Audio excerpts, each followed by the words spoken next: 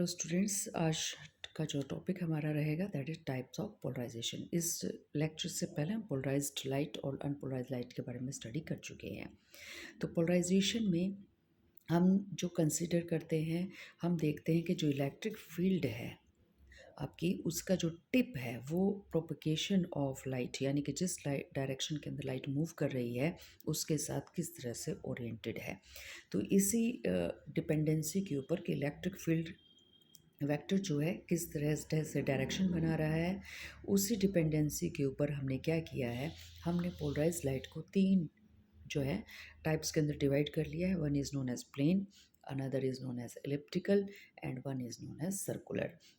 तो इस लेक्चर में हमारी प्रेफरेंस रहेगी कि हम प्लेन पोलराइज लाइट के बारे में स्टडी करें।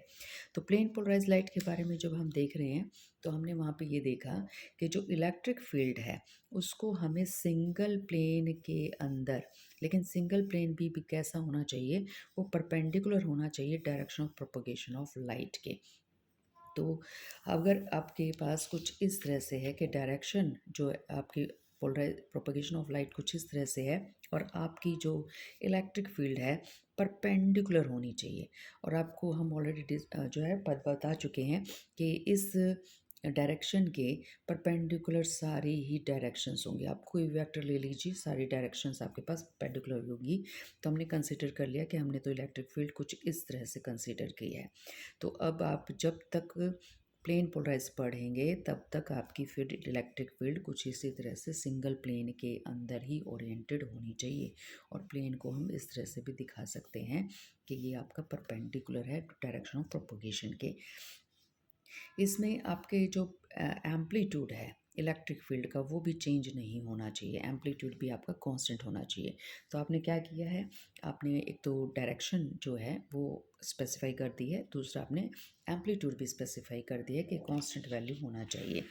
तो डायरेक्शन जो है आपकी इलेक्ट्रिक फील्ड की does not very with time but its magnitude varies continuously with time।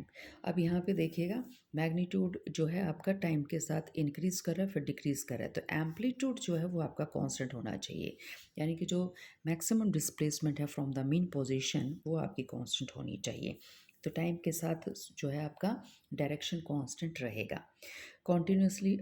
If the field is pointing either up or down, it is vertically polarized, and if it is pointing either left or right, it is horizontally polarized।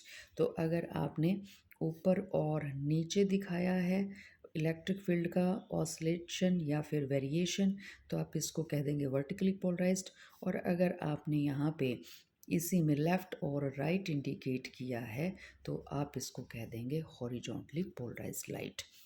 तो यहाँ से आपको idea हो भी गया होगा कि जो प्लेन पोलराइज लाइट है उसके दो टाइप हैं।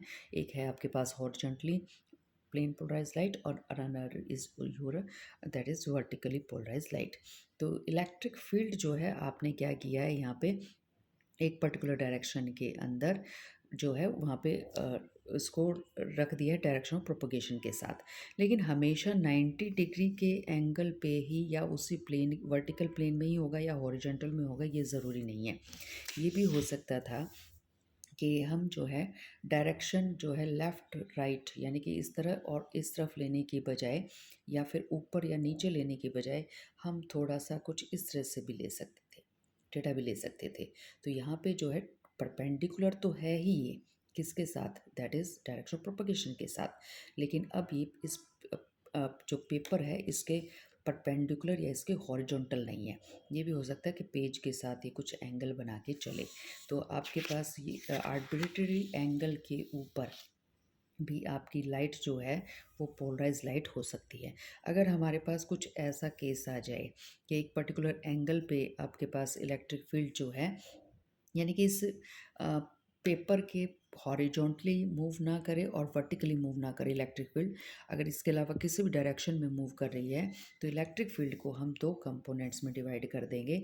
एक इसका वर्टिकल कंपोनेंट हो जाएगा और एक इसका क्या हो जाएगा, हॉरिजॉन्टल कंपोनेंट हो जाएगा। और यहाँ पे हम ये देखेंगे कि ये जो हॉरिजॉन्टल और इसका जो वर्टिकल कंपोनेंट है वो आपका जो है कोहेरेंट सोर्सेज की तरह मूव करेगा, यानी कि ई वाई और ई एक्स का जो कंपोनेंट होगा इन दोनों के बीच में एक पर्टिकुलर कांस्टेंट फेज डिफरेंस आएगा। तो आप कुछ इस तरह से दिखा सकते हैं अपनी प्लेन पोलराइज्ड लाइट को। आपका जो इलेक्ट्रिक फील्ड है वो यहाँ देखिएगा एक ही डायरेक्शन के अंदर ओरिएंटेड है with respect to X axis, और यहाँ पे हमने z कंसीडर किया है। तो ये आपकी इलेक्ट्रिक फील्ड हो गई है, और हमने कंसीडर किया है कि इस प्लेट पेज के, यानी कि ये जो पेपर है इसके वर्टिकल नहीं है और इसके पेज के ऊपर नहीं है। तो इसके अलावा कोई भी अगर रैंडम डायरेक्शन में इलेक्ट्रिक फील्ड ऑसिलेट कर रही है तो उसको हम थीटा एंगल से इंडिकेट कर देंगे। तो this is your electric field, this is the angle of orientation, और यहाँ पर इसके दो कंपोनेंट हम कंसीडर कर लेंगे ई वाई और ई एक्स। और ये जो ई वाई और ई एक्स कंपोनेंट है इनको आप कुछ इस तरह से दिखा सकते हैं। लेट अस कंसीडर कि ये आपका ई एक्स कंपोनेंट है, तो then this is your E Y component. और आप देख रहे हैं जहाँ पे ई एक्स आपका मैक्सिमम गया है वहाँ पर ई वाई भी मैक्सिमम गया है, और जहाँ पर आपका ई एक्स मिनिमम गया है वहाँ पर अपोजिट डायरेक्शन के अंदर आपका ई वाई भी मिनिमम गया है। तो यहाँ पे जो आपका ई एक्स कंपोनेंट है यानी कि हॉरिजॉन्टल कंपोनेंट है, और जो vertical component they are in phase. और अगर ये फेज में है तो ऐसे सोर्सेज को आप क्या नाम देते हैं? These sources are your coherent sources. तो प्लेन पोलराइज लाइट के अंदर जो वर्टिकल कंपोनेंट है और जो हॉरिजॉन्टल कंपोनेंट है वो पोल आपस में कोहेरेंट है। अगर हमारे पास जो इलेक्ट्रिक फील्ड है वो ऑसिलेट कर रही है हॉरिजॉन्टली डायरेक्शन के अंदर with perpendicular to the plane of paper, तो ऐसे जो है हम that is direction of propagation हो गई आपकी। और यहाँ पे देखिएगा जो आपकी इलेक्ट्रिक फील्ड है वो परपेंडिकुलर जा रही है। किस चीज़ के परपेंडिकुलर जा रही है? आपके पेपर के। तो अगर आपकी इलेक्ट्रिक फील्ड बाहर जा रही है, अंदर नीचे जा रही है, बाहर जा रही है, नीचे जा रही है, तो इस तरह से पोलराइज लाइट को हम इस तरह डॉट से इंडिकेट करते हैं। लेकिन अगर आपकी इलेक्ट्रिक फील्ड ऑसिलेट कर रही है वर्टिकली इन द प्लेन, तो अगर हम ये माने कि पेज के ऊपर ही इलेक्ट्रिक फील्ड ऊपर जा रही है, नीचे जा रही है, ऊपर जा रही है, नीचे जा रही है, तो इस तरह से इलेक्ट्रिक फील्ड को हम इस तरह से इंडिकेट करते हैं। तो यहाँ पे आप के पास जो है हमने दो पिक्चर्स दे ली हैं कि एक आपके पास इलेक्ट्रिक फील्ड कुछ इस तरह से है, आपको नज़र आ रहा है, और ये जो आपका प्लेन है let us consider it is representing your paper, and again this is representing your paper. तो अब ये बताइएगा कि आप इस इलेक्ट्रिक फील्ड को जो इस तरह से वेरिएशन दे रही है, इस इलेक्ट्रिक फील्ड को कैसे इंडिकेट करेंगे? आप इसको इस तरह से इंडिकेट करेंगे या फिर आप इसको इस तरह से इंडिकेट करेंगे? सिमिलरली बताइएगा कि ये जो आपकी रिप्रेजेंटेशन है ये कौन सी रिप्रेजेंटेशन है? आप इसको डॉट्स रिप्रेजेंट करेंगे या आप इसको लाइंस रिप्रेजेंट करेंगे? हैं दोनों ही आपकी पोलराइज लाइट, लेकिन एक आपकी है हॉरिजॉन्टली पोलराइज लाइट और एक है आपकी वर्टिकली पोलराइज लाइट। तो ये कमेंट बॉक्स में बताइएगा मुझे कि दोनों ग्राफ्स में से यानी कि जो ए पिक्चर है और जो बी पिक्चर है वो किसको रिप्रेजेंट कर रही है। तो आज के लिए इतना ही। नेक्स्ट जो हमारा टॉपिक रहेगा that will be circularly polarise light.